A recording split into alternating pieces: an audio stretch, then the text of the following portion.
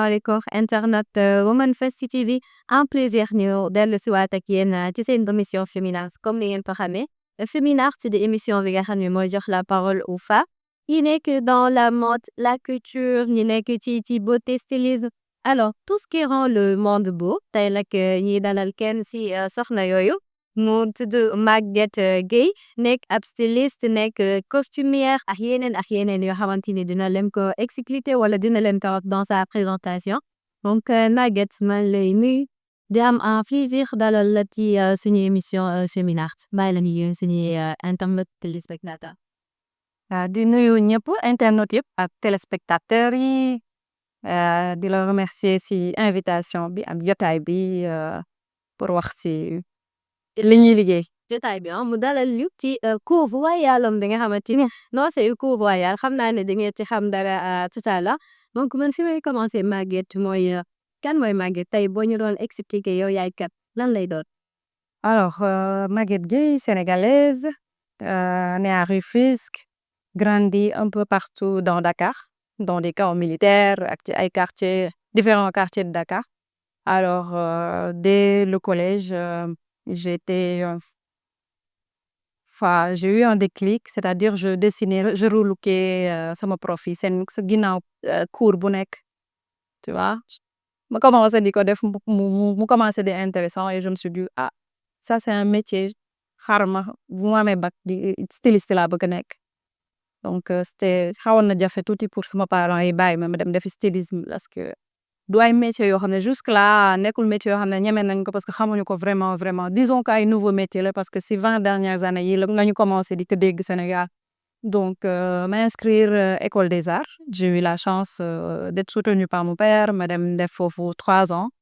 génn foofu am benn stage ci benn boîte de mode bu mag Claire Kane une grande styliste boo xam ne da doon jaay ay tenues président de la République Ablaye Wade jamono jooju ak beaucoup de présidents donc mu nekk woon benn tremplin boo xamante ne jàng naa fa lu bëri maison de couture boo xam ne jàng naa fa lu bëri def naa fa ay rencontre yu bëri mu gën a yokk sama ambition parce que à la base li ma bëggoon mooy waaw loolu laa doon wax depuis avant may def formation dama bëgg a nekk Yves Saint Laurent au Sénégal loolu laa doon wax donc bu ma fa defee 3 ans demaat si yeneen ñaari boîte je me suis dit il est temps que ma lancer sama marque donc ma lancé sama marque en 2014 def benn collection def deuxième collection boo xam te ne c'était inspiré du style des militaires vu que j'ai passé une partie de mon enfance voilà si ay camp et que beauté ou costume uniforme militaire daf ma musa inspiré donc c'est comme ça que benn producteur de cinéma Souleymane Kébé gisoon sama liggéey muy def benn série policière bu tudd Tundu Wundu donc mu contacté ma mu ni ma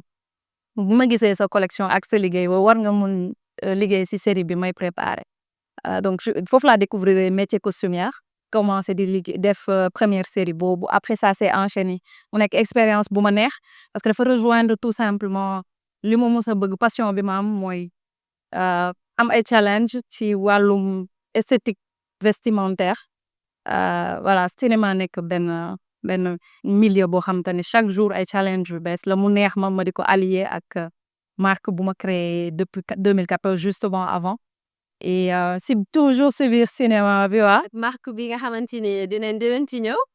nga wax ñu li nekk ci ginnaaw et tout mais avant ñuy dem ci boobee marque yaa ngi wax ci cinéma di wax ci costume wax ci costumière la moo nekk rôle ci biir cinéma c'est quoi le rapport. alors costume si biir cinéma mooy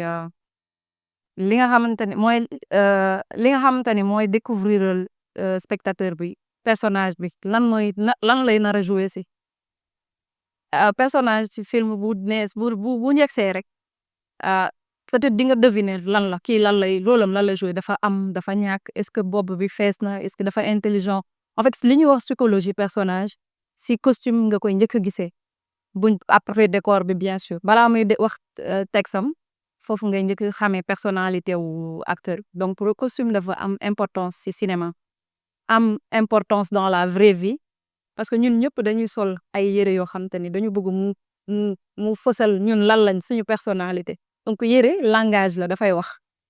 benn langue à part la boo xamante ne dafay exprimer wu moom balaa ngay tijji sa gémmiñ di làkk pulaar wala ngay làkk français wala ngay làkk anglais donc moo tax costume si cinéma enfin voilà quoi du ma ne ay psychologue lañ mais dañuy participer si écriture ou psychologie ou personnage dans le cinéma. Très bien. Sa marque yaa ngi ciy wax tout à l'heure idée bi alors nan la à part le fait que peut-être nga jaar ci yenn expérience yi fan la jógee combien de temps ça t'a fallu pour nga def choix bi mettre dans la chose li nga ci bëgg def yëpp mu nekk lim nekk tey. donc c'est ce que je disais tout à l'heure dama lancé sama marque en 2014 marque bi Maxi la tudd en fait Maxi Dakar donc ma lancé Maxi Dakar ba ñu xam ma si ba ma dugg si cinéma bi donc bu may liggéey en 2019 si benn film d'époque film boo xam ne Moussa Senabs moo ko doon réalisé maanaam film bi dañ doon raconter benn histoire benn couple français ak sénégalaise année 1900 ba 1980 donc il fallait que ñu def ay recherche solal nit yi ci film bi nit ñi doon solo Sénégal époque boobu donc bi ñuy préparer film boobu je me suis rendu compte qu'en fait man xaw ma dara si histoire solunu Sénégal alors que def naa 3 ans de stylisme à l'école des arts je me suis dit en fait y a un vide am na benn vide am na lu ñu war a liggéey en fait am na liggéey boo xam ne war nañ ko def te defuñu ko parce que bi at yi di jàll dañu nekkoon di bëgg lu bees lu jóge feneen at yi di dem ñuy bàyyi ci ginnaaw li nga xamante ni moom lañ fi suñu maam yi bàyyil te mu majestueux te mu nekk loo xamante ni maanaam solunu sénégalais boo ko xoolee c'est unique sénégalais bu solo surtout solu bi ñu hérité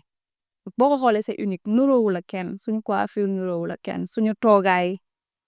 xam nga li ma la wax suñu nit ñuy doxee élégance sénégalaise c'est unique donc loolu yëpp je trouvais que c'est dommage que ñu bàyyi ko suñu ginnaaw donc en 2020 bi ma paree si film boobu j'ai eu la chance ma profiter si benn subvention Union européenne pour mun def ay recherche dellu IFAN def ay recherche ci archives yi dem ci un peu tour du Sénégal pour xool fan la savoir-faire encore des maanaam ñi nga xamante ni xam nañ dara ci maanaam suñuy sër suñuy ude yi ñi di léttu cosaan pour mun a yeewaat loolu yëpp parce que am na fi nekkul ne dañ koy inventé am na fi mais dañ ko bàyyi woon si ginnaaw dañ ko délaissé. donc noonu la Penderie de Mam juddoo c'est en 2021 que l'histoire bi commencé voilà. yi mu nekk loo xamante ni comme tu l'as dit dañ ci retrouver peut-être culture yu bari parce que Sénégal bi si ni mu yaatoo loolu la culture yi absolument mais comment tu fais tey ba personnage bu nekk nga mun koo solal culture benn ethnie wala nga je sais pas da ngay xalaat ethnie si lii lay solo wala da ngay jël benn personnage teg ko nga ne kii dama koy solal séeréer wala coola comment ça se passe li leen di choisir yéen a nekk dans une cour royale. absolument donc comme ni ma la ko waxee sànq dama def ay recherche bi may def recherche yi ci ethnie laa jaar parce que c'était plus facile pour moi waaye xam naa ne Sénégal am na une vingtaine d'ethnies li ci gën a siiw peut-être 10 la mais am na une vingtaine d'ethnies j'ai approché naa benn ethno-anthropologue boo xam ne jóge na fi professeur Abdou Ndaw Ndukur fa demoon naa Casamance fekk di ko depuis le début ou recherche si moom laa commencé parce que je savais que koo xamante ni dafay def recherche ci ethnie yi dundu Sénégal la loolu moom moo nekkoon spécialité am donc ba ma demee découvrir ethnie j'étais surprise de gis que ni xeet yooyu yëpp dëkk nañ Sénégal dama ko doon doog a découvrir donc foofu laa jaaree ma ne damay jaar si ethnie bu nekk ma reprendre seen solide ma xool lan la de la tête aux pieds naka la ñuy solo lan mooy seen spécificité donc nan boo leen xoolee maanaam li leen di définir nga xool ko rek sans mu wax comme ni ñu doon wax sànq si cinéma nga xam ne kii fii la jóge parce que loolu am na Sénégal boo xoolee séeréer bu solo yëre cosaan da ngay xam ne kii séeréer la donc foofu laa jaar reconstituer 15 ethnies quand même au début c'était 15 mais à chaque fois ñu ngi yokk di évoluer bu ñu ko moyens yi maye donc après tout ce temps c'est bien beau d'avoir fait tout ça léegi pour que affaire bi mun a continuer dans le temps à chaque fois damay conceptualiser nu may wane liggéey bi aujourd'hui c'est la cour royale de Mam concept royauté sénégalaise que mu exister que mu nekk lu futuriste wala comment lu mu nekk fiction c'est-à-dire voilà même bu dee am na yenn ethnie yëpp yaakaar naa Sénégal am na boo fa demee da nga fay fekk royauté parce que Sénégal avant c'était un royaume wala plusieurs royaumes ay buur dëkk boo nekk boo dem am na buur donc loolu laay imaginer ma jaar si ñoom à la base li ma leen xam ne noonu la ñuy solo ma propulser ko maanaam yokku taaru colin bi dooli si ay éléments yu contemporain ay accessoires yu bees pour que mu mën a dund ci ak sunu jamono en fait. Très bien le public sénégalais nan lay gisee yow le résultat wala li nga xamante ni moom nga leen bëgg wan en fait. waaw j'entends waaw lay dégg parce que peut-être que damay jaaree fi leen neex pour mun leen wan li ma leen bugg a wan waaw bu may defar ay look du juste lu rafet li laa bëgg ñu gis ko mais je veux que ñu découvrir histoire li nekk si ginnaaw yére bi comme ni ma la waxee yére dafay wax dama bëgg ñuy dégg langage bu yére ethnie bu nekk Sénégal bu muy exprimer wu en faisant ça déjà attiré nga leen ak ay couleurs ak ay accessoires wala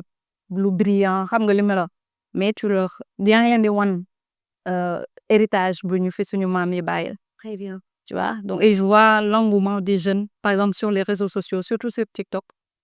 man ci laay gën a jël sama temps alors que avant aw ma woon TikTok ça ne m'intéressait pas mais bi ma commencé di communiquer sur TikTok bi ma gisee les plus jeunes c'est-à-dire 16-25 ans yi nu ñu intéressé woo c'est que ça dama gën a motiver je me suis dit en fait là il y a quelque chose mën nañ fi jaar pour yaraat defaat lu bëri daal maanaam defaraat suñu toogaay. te nga xamante ni yàgg nañu bëgg découvrir mais amuñu ma ko noté wala quelque chose boo xamante ni day correspondre ak ñoom la manière de ta. Très bien le choix là des matières produits yi ngay utiliser matières yi comme nekk côté accessoire comme nekk côté tissu d'où ça vient c'est par rapport aux cultures par rapport ak li nga am wala made in Sénégal bi les bëgg gën a mettre en valeur comment ça se fait le choix. Mais c'est tout à fait ça made in Sénégal mais quand je te parle de l'héritage du vêtement sénégalais je te parle des savoir-faire maanaam nit duude bi di defar li coiffeur bi maanaam ku mën a létt ki lu muy defar lu mu am ci xam-xam bijoutier bi je te parle de tisserand bi li muy def ñi di broder ñi di ñaw loxo en fait loolu mooy made in Sénégal loolu mooy héritage bi ñu fi suñu maam yi bàyyil donc loolu yëpp laay utiliser li ñuy defar yëpp ku ci mu nekk ki di cuub lépp c'est fait totalement à la main fait au Sénégal. Donc, c'est quand je te dis héritage vestimentaire du Sénégal, en fait, c'est littéralement ça, en fait. Fii la jóge yàgg na fi kenn indi lu ñu ko nekkul loo xam te ne dañ ko importer wala dañ ko copier feneen loolu moo ma si gën a neex et quand je montre mon travail damay gis nu muy toucher nit yi daf leen di toucher parce que dañ si gis seen bopp mu ngi mel ni da nga jël seen histoire nga di ko raconter yow sa bopp donc sensation boobu laay gis à chaque fois su ma gisee nit di découvrir sama liggéey. D'accord man personnellement de loin amoon naa benn aperçu mais pas du tout la même chose tellement li ma gis dans la cour royale et c'est vraiment une peau de royale salom la mode au Sénégal wala peut-être li nga nekk di des essayer rassembler yenn aspect culturel au Sénégal et tout sans que c'était au niveau national mais au niveau international.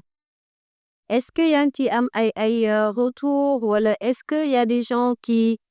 font des remarques wala di jéem a épouser en fait li nga nekk di def au Sénégal boo ñëw seen dëkk à l'international. Absolument mais quand on parle de mémoire là on parle de mémoire quand je te parle d'héritage quand je te parle d'archives vivantes parce que yére yi ñuy reprendre di ko jëlee ci photo image yi di ko reprendre di ko reconstituer di ko teg ci table bi en fait ay archives la maanaam li fi jotoon a xew archive la mais dañ koy dundal archive buy dund la c'est-à-dire mën nga ko laal mën nga ko sol tu vois ce que je veux dire yére c'est une mémoire maanaam lu jot a dund la en fait nga fexe mu continuer dans le temps wala nga koy gis ci présent bi loolu la léegi quand je te parle de mémoire je te parle de musée di la wax ay waxu galerie récemment rek wala instant bii nii sax ñuy wax ak yow am na quelques pièces yoo xam ne fii si sama collection la jógee mu ngi ñu exposé musée de Brooklyn ci benn exposition bu mag ci musée de Brooklyn boo xam te ne histoire œuvre Seydou Keita la ñuy wone benn curatrice américaine moo fi ñëwoon ñu wax ko sama liggéey donc mu ñëw gis ma mu gis collection bi elle a trouvé que am na place am ci exposition boobu ñuy def et man loolu lu ma gën a intéressé la parce que bu may raconter histoire héritage vestimentaire du Sénégal sénégalais yi laay waxal ne dama bëgg histoire monde bi ñu xam ne ñun am nañ héritage am na lu ñu am nañ savoir-faire culturellement on a quelque chose d'unique boo xam te ni ñun kese ñoo ko moom c'est sénégalais ku ko bëgg fii ngay ñëw donc voilà quoi c'est quelque chose qui peut aller partout dans le monde lu ñu mën a jaay la ak njëg bi mu méngoo quoi. Très bien. La création, par exemple, ça te prend combien de temps? Ça te prend quoi en énergie? Et ça te prend quoi en argent? Parce que là, gis naa fi yoo xam ne war na coûter très très cher, hein? Ah ça me prend toute mon énergie sama énergie bi ma am yëpp laa siy def xaalis bi ma am yëpp laa siy def xam-xam bi ma am yëpp laa siy def ak équipe yi nekk sama ginnaaw parce que damay liggéey quand même ak une vingtaine d'artisans am na ay mag am na yoo xam ne ay 70 ans la ñu am maanaam ay nit yoo xam ne dafa am benn xam-xam bu ñu am ñu jëlee ko seeni maam peut-être léegi am nañ problème pour mun a jàngal seen ay doom du coup ils sont obligés de liggéey pour mun a faj seen ay soxla te pourtant li ñuy def c'est extraordinaire disons que ay pépites la ñuy def en fait lu ñuy def savoir-faire bu nar a dem ak ñoom la parce que jeunes yi intéressé wuñu si loolu moo gën a tax bu ma commencé ba ma gis loolu dama gën a motiver loolu moo tax jeunes yi nu ñu intéressé woo sama liggéey mu gën ma neex mu gën ma motiver tu vois parce que su fekkente ne dafa am benn cordonnier buy defar benn peeru daal boo xam ne ñoom ñett lañ ci Fouta wala si Sénégal sax à savoir le faire c'est très grave mu ne ma doomam bëggu ko jàng nee na métier bi intéressé wu ko tu vois je pense que loolu alerte la dañ ci war a jub parce que xam-xam bu nar a dem la parce que amul kenn ku éternel kooku am na tey 70 ans peut-être que dans 20 ans wala dans 50 ans il sera plus là parce que kenn éternel voilà donc loolu mooy tax jeunes yi nu ñu si intéressé woo neex ma. Eh bien. Et tu penses que si ñu ñëwee peut-être ci yenn événement yi buñ fi jógee di nga gën a gis intérêt bi nga xam ne moom la ñuy porter à tout ce que fait et ci représentation yi man le constat que j'ai fait mooy bëri na ay représentation féminine ay ticket c'est un choix wala c'est fait à partir de la culture li ngay gis ci culture bi wala lu mu demee noonu. C'est un choix disons que c'est un choix parce que c'est pas que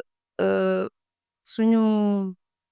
dëkk Sénégal dañu fàtte pouvoiru jigéen wala rôle am mais léeg-léeg peut-être que dañ leen di sëf lu bëri ba finalement dañuy mujjee dañuy noppi dañuy modeste mais jigéen rôle jigéen moo jur ñëpp moo jur góor jur jigéen donc jigéen mooy premier pouvoir à mon avis donc moo tax ma gën leen mettre en avant fii ci exposition bi am na ay góor am na ay figure masculine yu forte j'ai fait une représentation de Kocc Barma tu vois def quelques góor mais c'était important pour moi que jigéen ñi am fi ñu gis leen fu ñu tourner gis leen en fait pour mun a fàttali que ni ñoom ñooy yaay ku fi màgg ba mun a jëriñ dara wala ngay gouverner wala ngay jiital jigéen moo la jur waaw ba nga moo def ci yow valeur yi nekk ci yow donc c'était important pour moi que mu fees si bëtu nit yi. Très bien ci loolu dañuy des tuuti ci jigéen tey ci biir art jigéen tey ci biir culture ci biir mode ci biir cinéma nan nga gisee représentativité. peut-être dañuy am tendance su ragal peut-être que comme ni ma la ko waxee li ñuy société bi teg dafa bëri on a beaucoup de casquettes bëri na rôle yi ñuy jouer ci kër yi ba finalement peut-être il y a quelques années taluñu woon dem di liggéeyi wala bay liggéey si yenn métiers yi maa ngi lay wax sànq que ni il a fallu que ma convaincre samay parents pour mun a exercer sama métier bi parce que voilà dañu ko doon appréhender dañ doon wax métier bi di xam nga li ma la wax du métier bu ñu xamoon fii Sénégal déjà waxuma que jigéen di ko exercer liggéey si cinéma bi peut-être man dama ñëw fekk ñi ma jiitu imposé wu ba am place bu mat mais franchement mosuma am benn problème si pour exercer sama métier damay am équipe yoo xamante ne ay góor dañ si nekk mais awma benn je pense que boo amee compétence du jafe pour nga mën a fësal sa liggéey bien que tout le temps y a cette comparaison mais li ma dugal sama bopp mooy que ni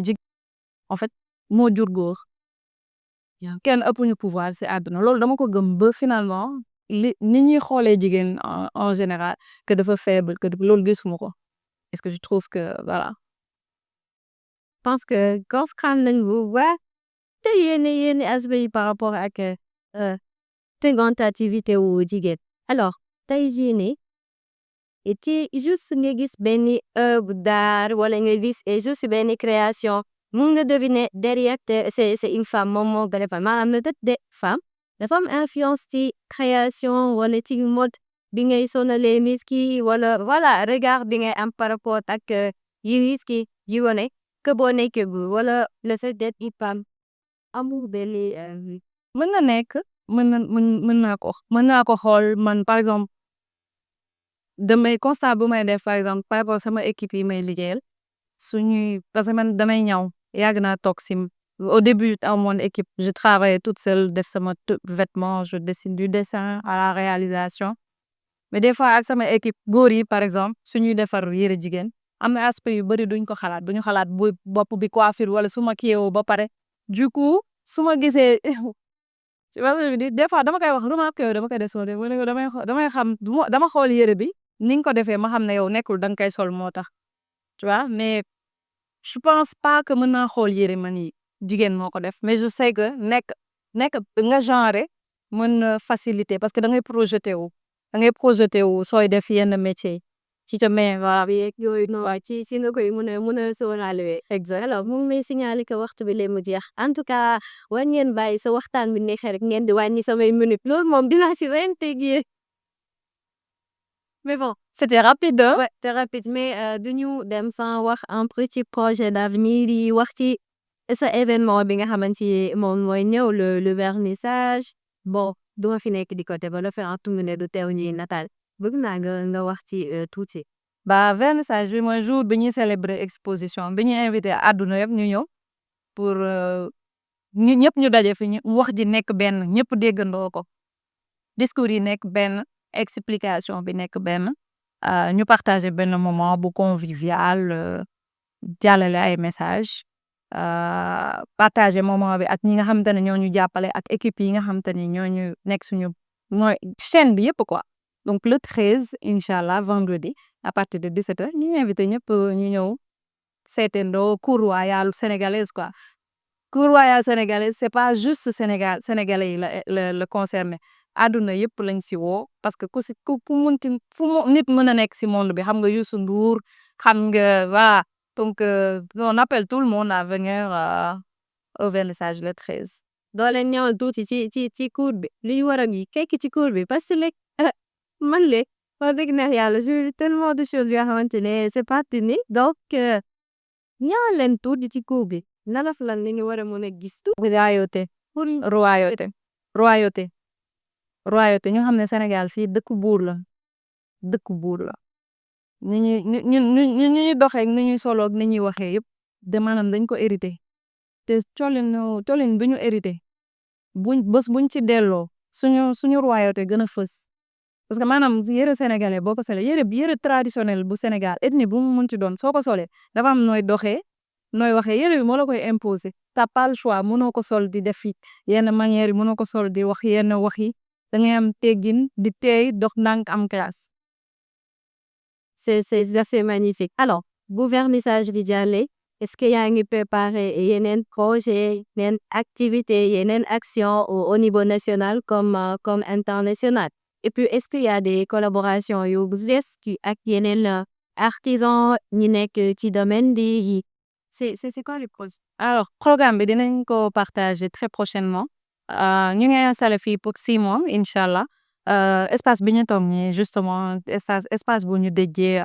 panel ay atelier dina fi am dinañu si organiser ay événements yoo xam ne autour des savoir-faire hérités la autour de la mémoire et des archives vivantes dinañ leen ko communiquer dinañ ko partager ñëpp inchallah dinañ si gis seen bopp. Très bien. waaw ku sentir ne bokk nga si rek ñëwal te ñëpp a si bokk parce qu'on parle de l'héritage vestimentaire du Sénégal. Très bien Feminart nekk une émission boo xam ne soxna yi kese leen ñor soxna yi nga xam ne ci aar lañ nekk mode et culture ban message ngay lancé ñi nga xamante ne ñoo nekk déjà dans le domaine mais aussi ñi nga xam ne bëgg nañ ñëw dans le domaine que mu nekk art culture mode beauté cinéma te amuñu courage bi wala pare guñu fan message ngeen leen di. ba ka ñu gëm ne ñun ñoo yor pouvoir bi jigéen moo yor pouvoir bi bul dute boo gëmee ne yow yaa yor pouvoir bi da ngay sañ di teg da ngay oser doo ragal dara donc loolu gëmal sa bopp gëmal ne pouvoir bi yaa ko yor yow yaa mun a jur ki ko am pouvoir bu gën a mag si àdduna yow yaa am capacité jur ko def si moom ay valeur donc bul ragal métier lu ndaw la par rapport ak li ñu am capacité def. métier bi moo war a jiitu formation bi moo war a jiitu. Formation bi moo war a jiitu. parce que sànq école des arts ensuite nga perfectionné wu et continuer di def ay recherche et tout. formation mënul ñàkk ka nga jaar école ka nga bañ a jaar école soo jaaree école disons que dafay gën a gàttal sa yoon moo tax moom loolu laay encouragé def étude yi war dem ba bac parce que léegi formation boo mun ci def dañ lay laaj ba